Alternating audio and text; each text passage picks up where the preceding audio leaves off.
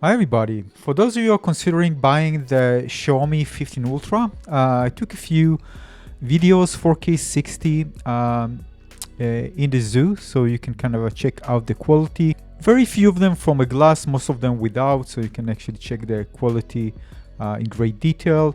This is, for example, through a glass, but most of them will be without. I will cover night photography in a future video. In terms of daylight, I can say that all of the cameras, including the ultra wide angle, that was very disappointing for me at night, actually perform very well in daylight.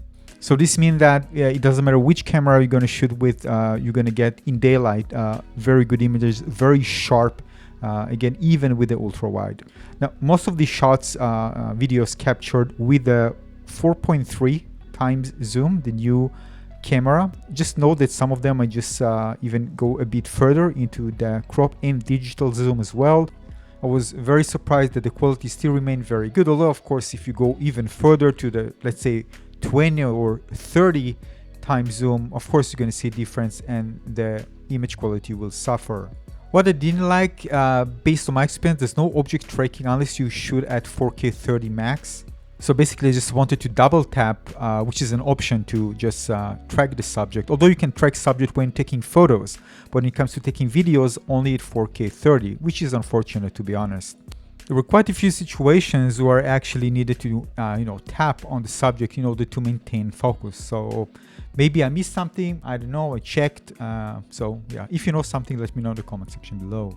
But again, for photos, you won't have any issues with that. You can track subject and it does a very good job doing so. This is a vertical video. In terms of colors, it goes over to the more saturated colors in general, even if you choose original, but you can go with the less saturated one, which is a Leica natural, which basically looks very natural, even on the undersaturated side of it. But to do so, you need to go to the Pro mode in the video capture in order to use it. In terms of exposure, it does tend to overexpose a bit, but not by that much. Hopefully this will be addressed in the next update.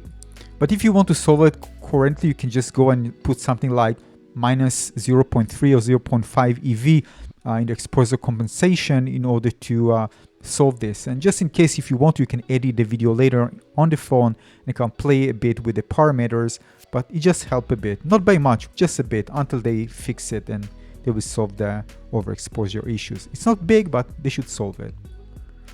Now, in terms of image stabilization, I would say that it's good, but it's not great based on my experience. I think they can improve the digital stabilization to further enhance the stability when shooting with, especially with the 4.3 times zoom camera. I mean, let's say it like that. The iPhone is better in that aspect. Hopefully it will get closer to it.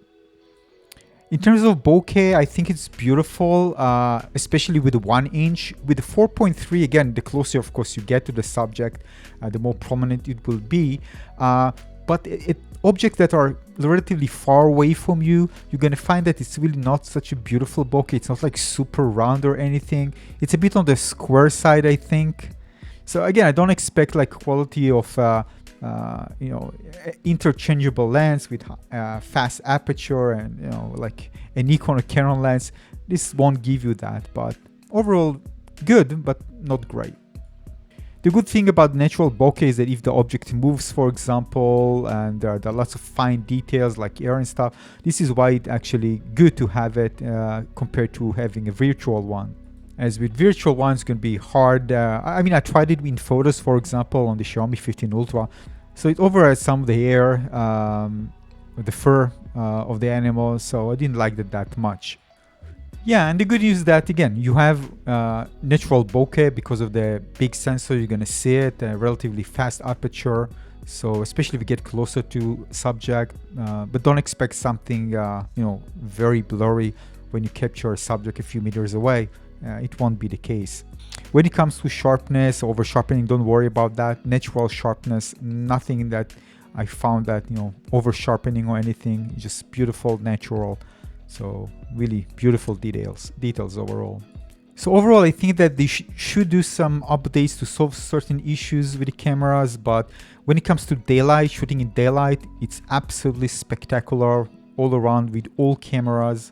There are issues in night photography, which I'm going to talk in a later video, but when it comes to daylight, and if this is the most time you're going to spend in shooting in good lighting condition, you shouldn't worry.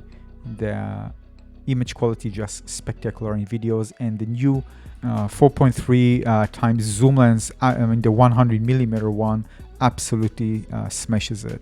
I rarely encountered any aberrations, like for example purple fringing. Maybe just I think with the 3 times lens in a fountain where there were water, but other than that, it was very good all around. And basically that's it. Great result, superb for daylight shooting. More about other situations where I did encounter problems in a future video. Thanks for watching.